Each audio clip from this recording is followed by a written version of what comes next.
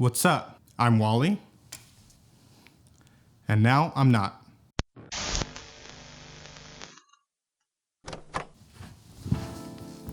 Let's talk about Superman.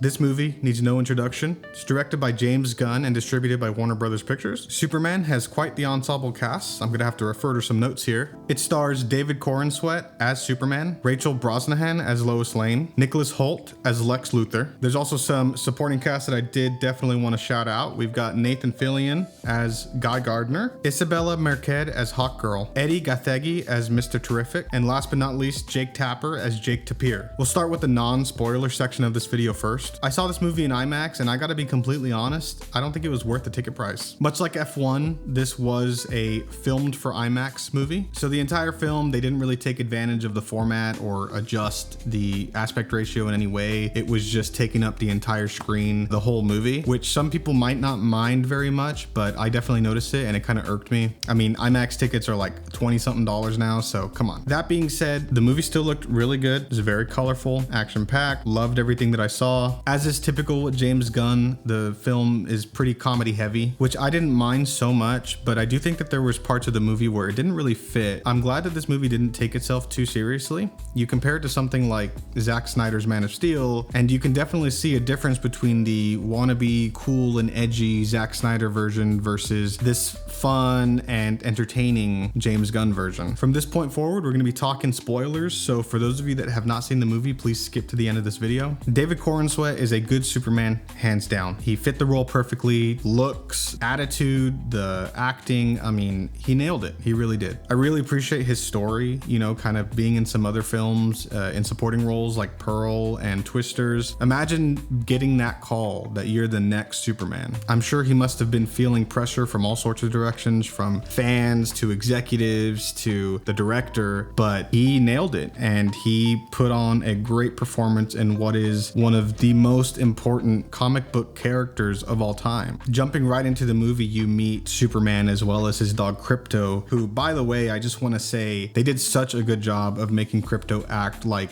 a dog. I have a dog that's crazy and doesn't listen to me, and I was laughing the whole way because that's literally how my dog acts. I do appreciate that they kind of skipped the origin story this time and jumped right into a few years after he reveals himself. So at this point, he's already with Lois Lane and he's already had some battles and victories and even losses. Speaking of Lois Lane, Rachel Brosnahan did a really good job in her role. I just wish that the character was a little bit more fleshed out. I wanted to see a little bit more from her. It was interesting how they split their storylines where Superman's kind of fighting his battles, Lois Lane's fighting her battles, but I do wish I saw a little bit more interaction from them besides, you know, making out. They do have one pretty good scene in the middle where they're kind of going back and forth. I do think that that scene was a little long-winded and took a while to kind of get its point across, but that being said, from David and Rachel, they both did an amazing job in both their roles. The standout to me was definitely Nicholas Hoult as Lex Luthor. He did such a good job at playing a really bratty billionaire that thinks he can get away with anything, and it kind of reminded me of a certain billionaire that is in the news a lot today. The whole Justice Gang provided great comedy relief. I mean, Nathan Fillion doesn't phone it in for any role ever, so he was top tier yet again. Isabella was also a great addition to this cast. The last thing I saw her in was Last of Us Season 2, and she was incredible there, as she is in this film as well. And Eddie Gathegi, who plays Mr. Terrific, did an amazing job in a role that I was quite surprised to see had so much screen time. Besides the actors and their performances, I think as a whole, the plot of the movie was okay. It wasn't anything crazy. There was definitely 3 distinct acts. There was kind of the introduction and the beginning exposition, setting up the character, kind of explaining the world and the lore to anyone who might, for some reason, be new to the universe. Then the second act kind of went into Superman's fall and presented the major conflict in the film. And as expected, the third act kind of shows Superman getting out of this conflict and rising to the top, as he's done in many comic books and movies in the past. It certainly wasn't the most original story, and it definitely feels like I've kind of watched this movie before. So really, the elements of this movie that carry it to be pretty good are the performances from the actors and James Gunn's magic touch. I did want to call out specifically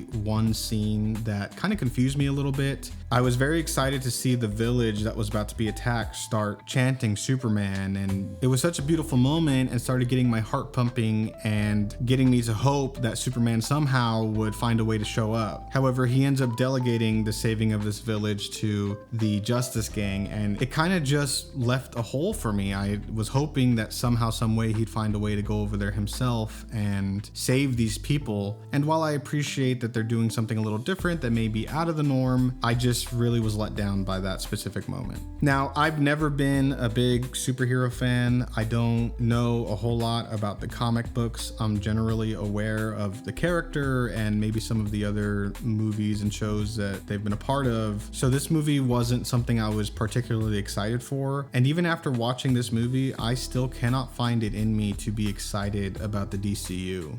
I understand that they've kind of gone through a big shakeup recently, and I am curious to see the direction it heads. It's just strange that there's such a stark difference between this film and something like The Batman. As a movie, this was a fun experience. As someone who's not into the comic books at all and doesn't really care for superhero media all that much, I did enjoy the experience. Now, I know that there's some people out there that are gonna nitpick this thing to death and say why this works, why this doesn't work. But honestly, at that point, I think that you're just wasting your energy. If you're like me, where you're not super attached to this whole background and comic books and whatever, you're gonna like this movie. I think it's one that you can take your whole family to and everybody will get some enjoyment out of it. Like I said earlier, this movie is not worth it on IMAX. I paid like $20 something per ticket, and I feel like they didn't even really try to make it interesting or really use the format to its fullest potential. That being said, I do think that this is still definitely worth a watch in theaters, and it's gonna be in theaters for a while, guys. I mean, this is one of those that's gonna be in there for like 1 to 2 months, so